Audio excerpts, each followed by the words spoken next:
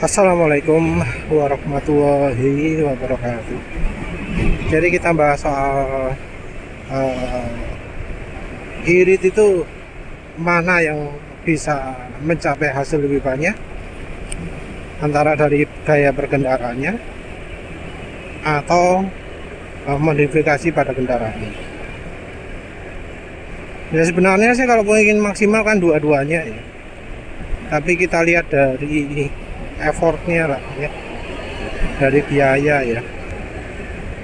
Dan kita melihatnya kalau untuk biaya ya anggap aja ya sekitar sampai biaya 500.000 gitulah ya. Hampir sampai 500.000 dibandingkan dengan usaha kalau tiap hari. Jadi kayak apa? Tiap hari itu kan kadang kita dapat godaan ya. Ini jalan lengang gitu ya. Oh, banterai. Lapor gitu ya. Kencang aja ya. Oh, bisa ya. Sampai jalan 100 gitu ya barusan.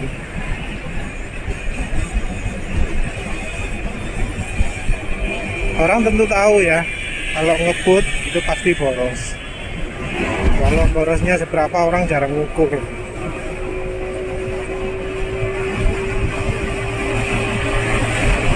Ya sebenarnya sih kalau kita lihat dari gaya berkendara, itu ya tidak lepas dari kondisi jalan raya. Karena jalan raya kan ya nggak memungkinkan untuk kita bisa terus-terusan kecepatan konstan gitu ya. Kita harus melambat, kadang lagi beli sokompuri harus akselerasi. Untuk jalan kecepatan konstan kita juga harus memperhatikan kendaraan lain. Jadi kalau kecepatan konstan ya jangan pinggiri truk besar gitu ya. Belakangnya truk besar juga bukan sesuatu yang baik karena asapnya ya. Kalau sekarang asap itu mulai berkurang, kalau ada asapnya wah wis kelambi kurang kabeh. Kita bahas dari apa ya, modifikasi kendaraan ya. Modifikasi kendaraan itu yang sering dilakukan apa ya, yang berhubungan dengan irit. Biasanya pakai alat penambah tenaga, pakai aditif bahan bakar. Sebenarnya juga bisa lewat oli, cuma ya jarang sekali orang yang modifikasinya lewat oli. Jadi oli emang bisa bikin irit, tapi jarang sekali orang yang melakukan. Apalagi orang itu cenderung nggak pingin aneh-aneh. Oli ya gak usah tambah macam-macam gitu ya. Padahal ya ada ya aditif-aditif yang bisa beneran tambah irit. Yang ironinya itu bukan buatan luar ya. Penulis coba yang buatan Jerman, buatan Korea, ya gak ngirit. Yang buat sendiri malah ngirit. Yang stylizing itu apalagi kelihatan dirasakan bisa, diukur juga bisa. Kalau dulu mungkin minyak goreng gitu ya. Kalau sekarang yo pingnya cari yang lengkap aja.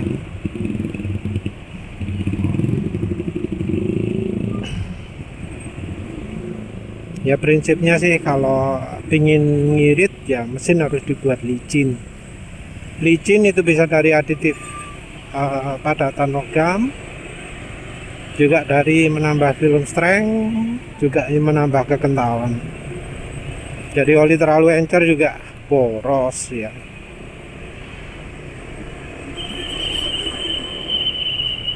Kalau dari bahan bakar ono margarin atau minyak semen Ponta, ono minyak wijen yang merek tertentu ya, cap bunga matahari yang warna kuning. merek bunga matahari yang capnya kuning. Terus apa mana? Apa ya, orang kalau modifikasi irit kendaraan itu soalnya cenderung ke alat penambah tenaga. Harapannya dengan menambah tenaga akan nambah irit. Dan ini bentuknya macam-macam. Biasanya dari busi dulu dia filter udara, dari apa maneh, dari pengapian pakai lightning, pakai apalah.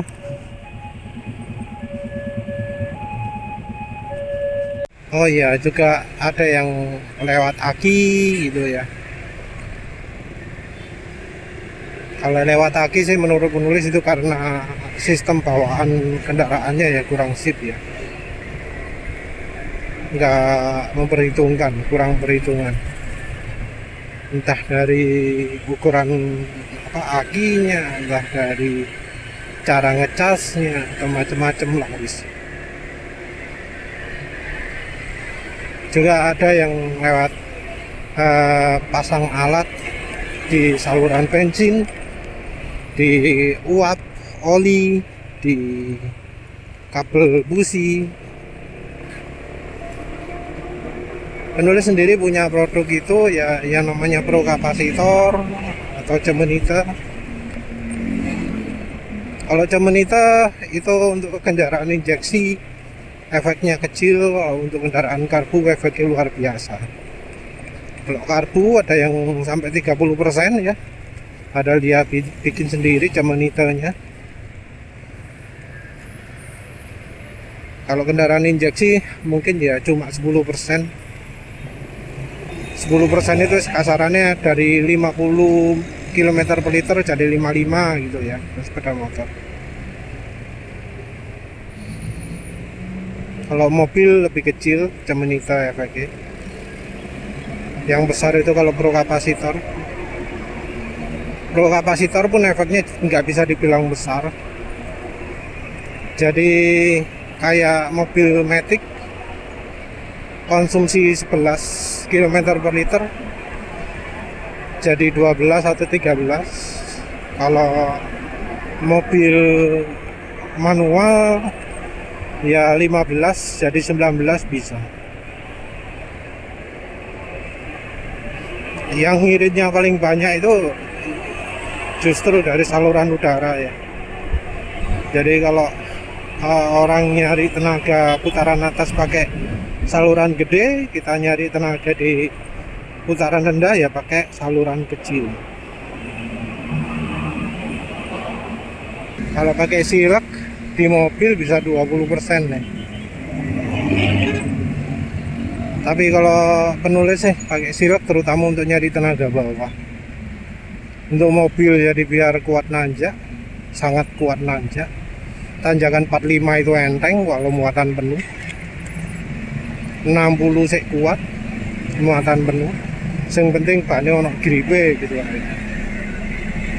Karena kan kalau mobil itu terutama penggerak roda depan kono gripe kan untuk tanjakan, karena ban yang menggerakkan kendaraan posisinya ono nang ngarep.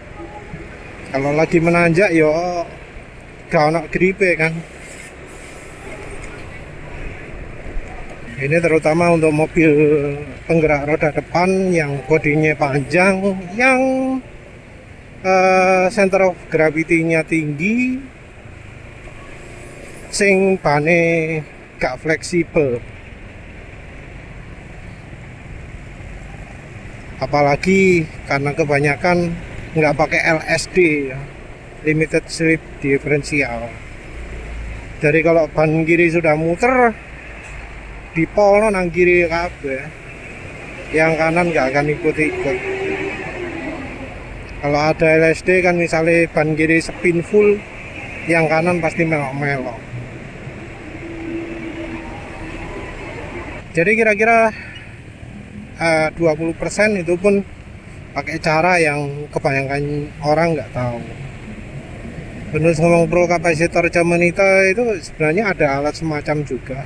Tapi kayaknya kalau dari kebanyakan eh, orang-orang yang pakai alat seperti itu, ya maksudnya selain berkapasitor, selain diameter gitu ya, mungkin cuma maksimal 5%. Apalagi kalau yang pakai dari sistem pembakaran ya, nggak begitu kelihatan. Karena biasanya kalau sistem pembakaran terutama pada saat kepepet ya, pada saat mepet kebutuhan listriknya gitu. Jadi misal di RPM tinggi, padahal kalau butuh irit-iritan ya RPM nggak mungkin tinggi. Mungkin tenaga di RPM atas jadi jos, tapi kan ya itu RPM tinggi. Kalau butuh yang irit ya butuhnya sing RPM rendah. 10% sudah termasuk cukup banyak ya untuk sebuah alat modifikasi. Apalagi kalau motor itu jauh lebih susah dibuat lebih irit. Biasanya ya nambah 1%, 2% pun orang seneng. Tentu kita nggak ngomong silek, nggak ngomong prokapasitor dan seterusnya ya, tapi kita ngomong kebanyakan. Jadi ya realnya sih orang mendapatkan irit bahan bakar ya cuma itu tok bedanya, nggak begitu jauh. Nah sekarang kita ngomong ke gaya berkendara. Gaya berkendara tentu sebisanya ya, karena ada di satu situasi di mana tidak memungkinkan untuk melakukan full 100% ya. Misalnya jalan raya nih, yang lambatnya terlalu lambat, yang kencangnya terlalu kencang, kita nggak bisa ambil tengah-tengah yang paling ideal untuk kecepatan kendaraan kita. Karena tiap kendaraan itu pasti punya kecepatan irit sendiri-sendiri. Dan ini juga tergantung sama modifikasi. Terutama untuk motor matic ya. Jadi terutama untuk motor matic banyak sekali yang ingin tenaga bawahnya meningkat terus pakai roller ringan. Nggak sedikit yang pakai roller ringan gitu. Dan itu efeknya ya sangat memperparah konsumsi bahan bakar. Jadi normalnya misalnya 40 km per liter, rollernya dipakai ringan bisa cuma 28 malah 28-30 barangkali. Ini tentu kita berasumsi bahan bakarnya sama ya, karena ya kalau kendaraan dibuat butuhnya oktan tinggi, dikasih bensin oktan rendah, yuk acur-acuran konsumsi bahan bakar. Jadi ya kendaraan standar lah, contoh PCX pakai Pertamax bisa 45, pakai Pertalite cuma 30, 35 gitu, drop jauh ya. Tapi kita anggap sama. Nah kalau kendaraannya sudah dimodifikasi seperti itu, mau berkendara kayak ya apapun, jalan kecepatan konstannya 50, situasi memungkinkan, ya tetap aja boros. Dan kalau sudah pakai roller piringan, rasanya gak ada obatnya. Kalau kendaraan standar masih ada kemungkinan bikin irit dengan cara berkendara tertentu. Tapi kalau roller sudah dibuat ringan, ya apa pasti boros. Cuma antara bedanya ya antara boros biasa atau boros sekali gitu. Jadi kalau mau cari irit yuk jangan ganti roller lebih ringan. Lek mobil apa sih bisa diganti ya?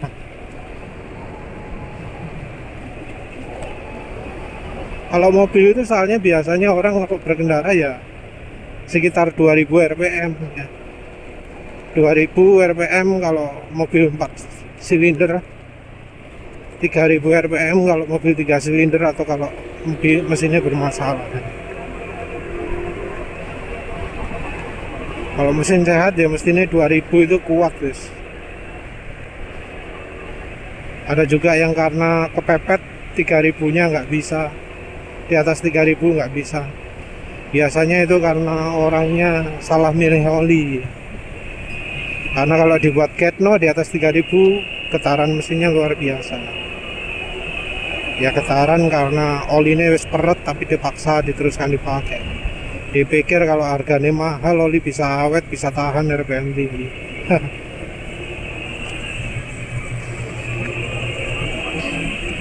Jadi kalau dari cara berkendara ya, kebiasaan orang Indonesia itu kalau motor itu dipakai RPM tinggi, kalau mobil itu dipakai RPM rendah.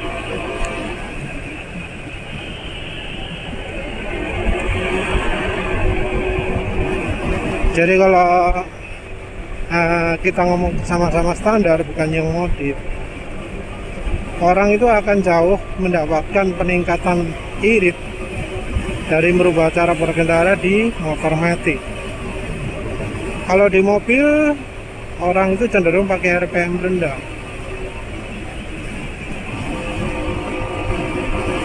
Sudah pakai RPM rendah. Ya kalau di mobil sih karena terlalu berfokus pada RPM rendah itu, mereka untuk nyalip pun kesulitan. Jadi yang namanya mobil nyalip itu harusnya kan nggak di RPM 2000 lah, minim 3000 lah, 4000. Tapi yang terjadi 2000 dipaksakan di gaspol, injak gaspol tapi RPM 2000 ya rabudal, sing ngenteni ada delay. Jadi ya kalau di luar kota itu nggak perlu cc tinggi ya, kalau ingin menang adu balapan itu. Mayoritas orang itu nggak ngerti caranya menggunakan transmisi yang baik. Bahkan di mobil matic pun nggak ngerti caranya.